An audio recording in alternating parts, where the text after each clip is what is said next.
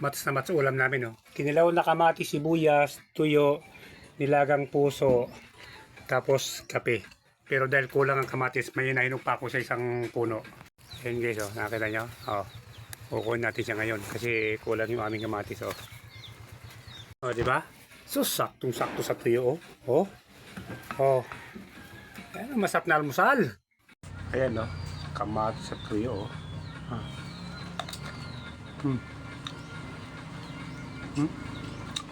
Mats na mats talaga.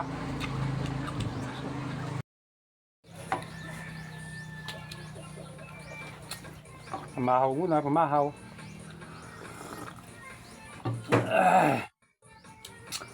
Ito mga paborito namin ni Agum na pamawan. Piniritos na tuyo. Tuyo, body. Body kung sabi ko dyan ngayon. Tapos kinalaw na kamatis na may sibuyas, tapos lada. Ay! May presko guys. Umay mga paborito naman ni Agum na pamawan pagbabas. Tapos sabayan pa namin ng ano, puso na nilaga lang.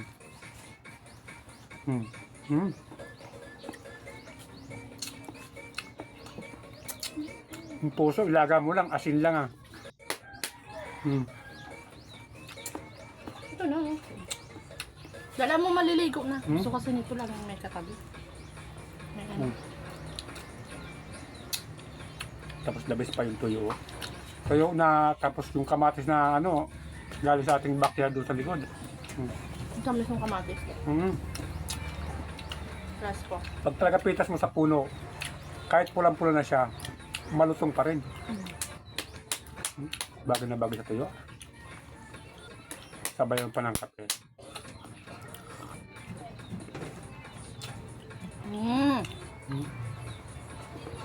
Bakit?